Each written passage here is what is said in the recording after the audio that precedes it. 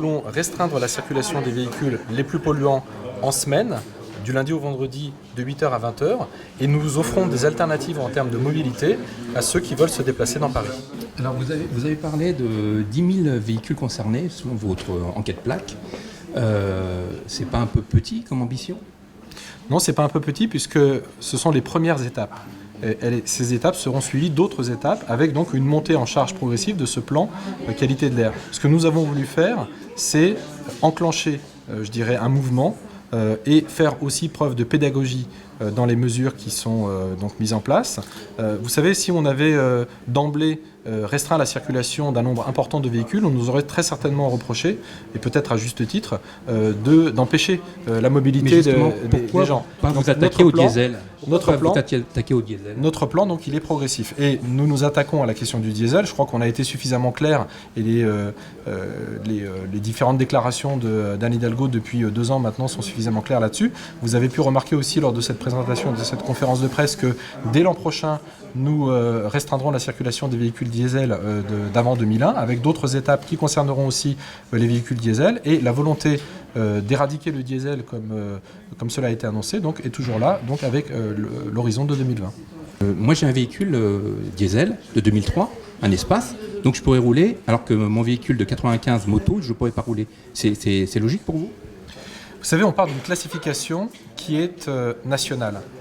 Aujourd'hui, cette classification, elle est fonction des normes Euro.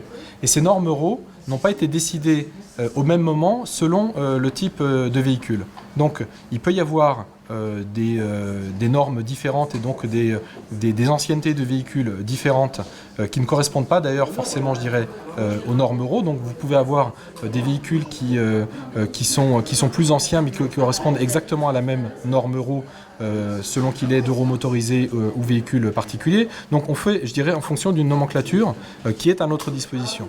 Donc, mais ce qu'il faut bien comprendre, c'est que l'objectif, c'est que on puisse donc, avec ces restrictions de circulation, donc annoncées suffisamment à l'avance, avoir le temps de s'adapter pour pouvoir soit se reporter sur un autre mode de transport, soit changer de véhicule, et c'est la raison pour laquelle on a aussi des aides qui sont apportées notamment aux professionnels pour changer de véhicule, mais aussi par exemple on a des aides qui sont en direction des 2 roues motorisés avec 400 € pour l'achat d'un scooter électrique par exemple. Alors certes c'est peut-être peu, mais ceci étant, je peux vous dire que si la ville de Paris était aussi appuyée par d'autres instances, la région Île-de-France ou la métropole par exemple, avec des aides du même titre et que ces aides étaient cumulables, eh bien peut-être que ça aiderait davantage de gens à pouvoir justement passer à un autre mode de circulation et à un autre mode de motorisation.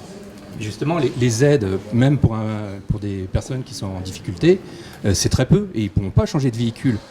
Pour une mairie PS et vert, c'est pas... Vous savez quand on... Être antisocial n'est pas vous un savez, problème quand on regarde la réalité des déplacements aujourd'hui, l'essentiel des employés et des ouvriers utilisent les transports collectifs. Et ceux qui se déplacent en véhicule motorisé, que ce soit voiture ou d'euromotorisé dans Paris, ce sont essentiellement des cadres et essentiellement des hommes. Alors en termes de discrimination, moi je veux bien recevoir des leçons, mais quand on regarde la réalité des choses, eh bien c'est que la réalité c'est que quand on est une femme et de catégorie populaire, en règle générale, on utilise les transports en commun, mais par contre ceux qui utilisent des modes motorisés, c'est plutôt des hommes et plutôt des actifs favorisés.